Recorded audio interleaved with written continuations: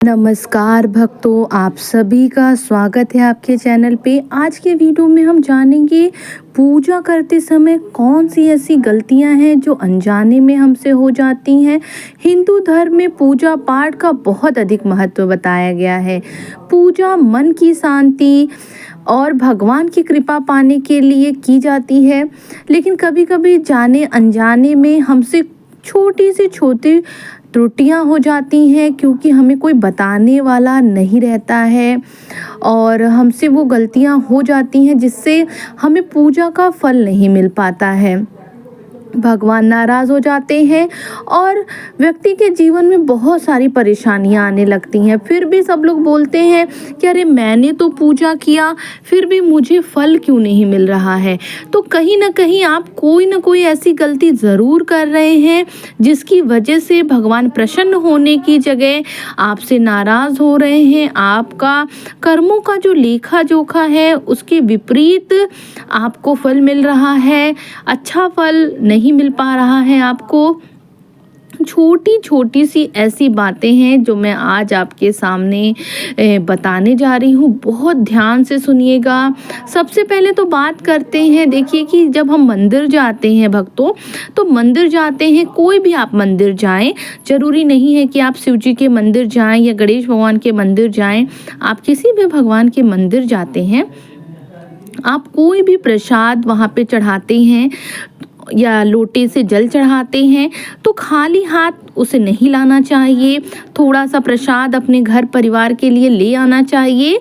जल चढ़ाते हैं शिव जी को तो लोटे को खाली आपको नहीं ले आना है, उसमें थोड़ा सा जल आप अपने घर के लिए, अपने पूरे परिवार के लिए अवश्य उसमें लेके आइए जल। चलिए अब आपको नंबर से बताते हैं कि कौन से ऐसे 10 कार्य हैं जो आपको नहीं करनी चाहिए पूजा करते समय। सबसे पहला तो आपको इस बात का ध्यान रखना चाहिए कि अगर कोई भी सामग्री आपने भगवान के लिए समर्पित करने के लिए लाई है और वो सामग्री जमीन पे गिर जाती है तो उसे भगवान को दोबारा से आपको नहीं चढ़ाना चाहिए। दूसरे नंबर पे है, पूजा के दौरान आसन बिछाकर आराम से बैठकर पूजा करनी चाहिए। खड़े खड़े आपको पूजा नहीं करनी चाहिए। आसन का बहुत अधिक विशेष महत्व बताया गया है पूजा करते समय। पूजा के दौरान जाप करने के लिए आप कभी भी दूसरों की माला का इस्तेमाल ना करें भक्तों, अपनी माला हमेशा अलग रखें। तीसरा काम आपको करना है, पूजा में साफ सफाई का ध्यान रखना बेहद ज़रूरी माना जाता है। नियमित रूप से आपको यही नियम कहता है कि आपको सबसे पहले तो अपने देव स्थान को साफ कर लेना चाहिए। इसके लिए आपको ख्याल रखना चाहिए कि सर्वप्रथम अपने घर के मंदिर में भगवान को किसी भी स्थान पर रखकर पूरे मंदिर को साफ पानी से साफ करें, पुराने फूलों को हटाएं। उसके बाद भगवान को स्नान कराकर अपने स्थान पर पुनः रखें और नए फूलों से मंदिर को आप अच्छे से सजाएं। कहने का तात्पर्य है कि आपको जहां भगवान आप रखते हैं वहां से हटा करके थोड़ा आगे अपने पास रख लीजिए। उसके बाद वहां पे बिछी हुई अगर कपड़ा है, वहां पे बिछाया हुआ है आपने, कोई चादर है या भगवान जी की बहुत छोटे छोटे से कपड़े आते हैं वो सारा बिछा रखा है तो उसको साफ करिए। नहीं बिछाया है तो भी गीले कपड़े से उसे साफ करके, सारी मूर्तियों को स्नान करा के, तस्वीरों को गीले कपड़े से पोंछ करके आपको वहाँ पे रखना चाहिए।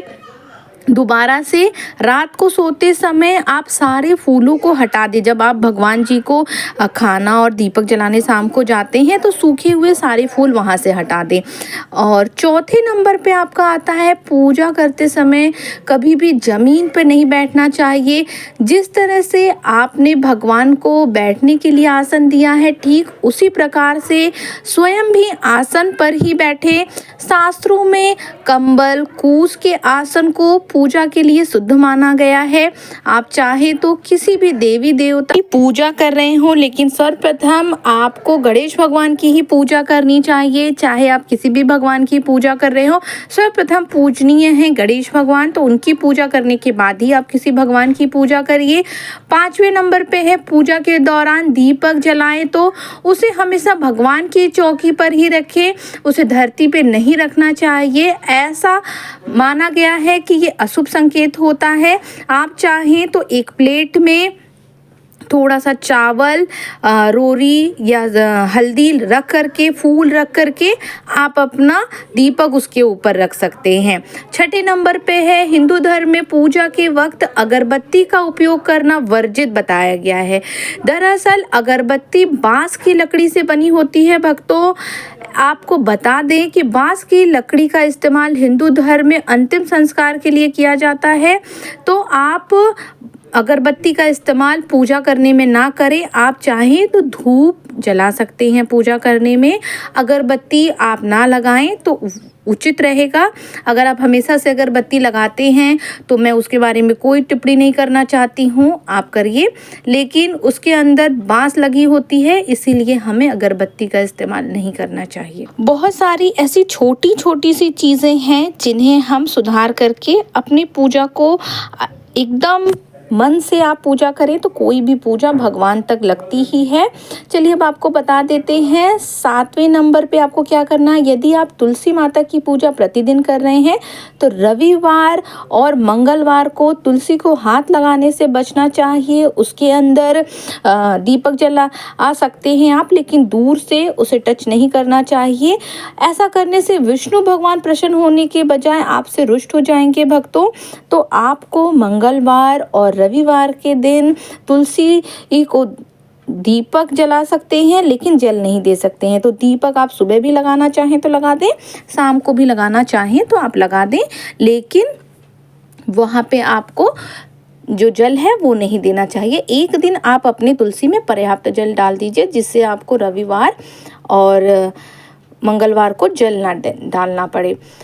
8वें नंबर पे है, अगर किसी के पास शालिग्राम है या आप किसी भी मंदिर में जाते हैं वहाँ पे शालिग्राम भगवान जी रखे हुए हैं, तो आप ध्यान रखिए शालिग्राम भगवान विष्णु भगवान के ही अवतार हैं, लेकिन इन्हें अक्षत का चढ़ाना जो होता है वो वर्जित होता है। इन्हें अक्षत चढ़ाना वर्जित होता है, इससे पाप मिलता है, पाप के भागी बनते हैं। इसलिए शालिग्राम भगवान को पूजा करते समय आप तुलसी दल चढ़ाइए। एक तुलसी दल आप ऊपर रख दीजिए, एक तुलसी दल नीचे रख दीजिए।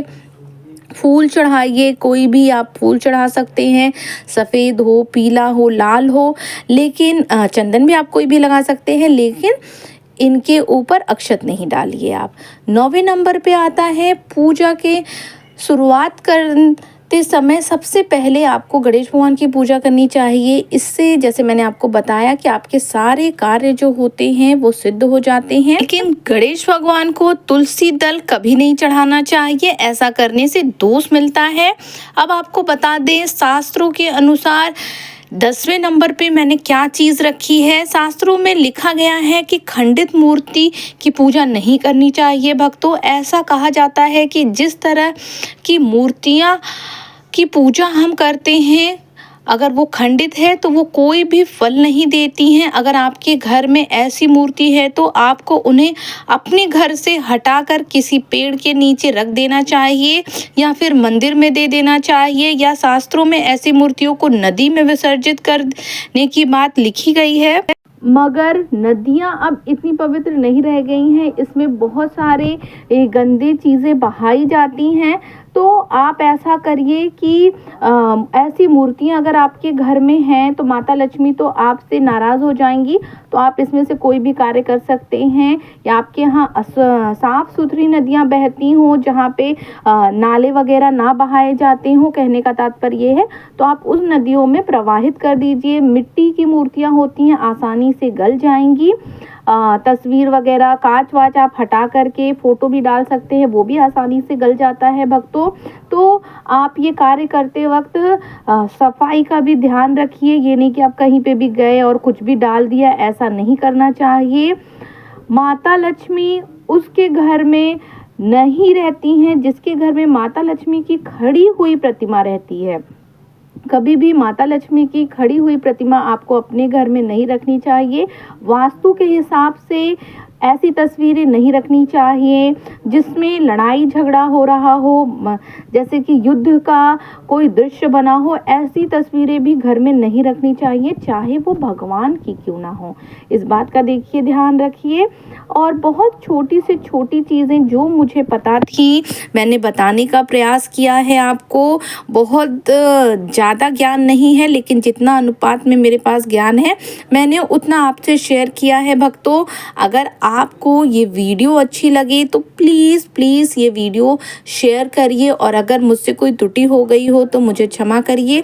आप सभी के ऊपर माता भगवती की कृपा बनी रहे, आप सभी के इष्ट देव की कृपा, कुलदेवी कुलदेवता की कृपा बनी रहे। इसी आशा के साथ कि आप सभी खुश रहें और अपना ख्याल रखिए। तब तक मिलते हैं अगली वीडियो में। हम ये वीडियो यहीं पे समाप्त करते हैं। हर हर महादेव।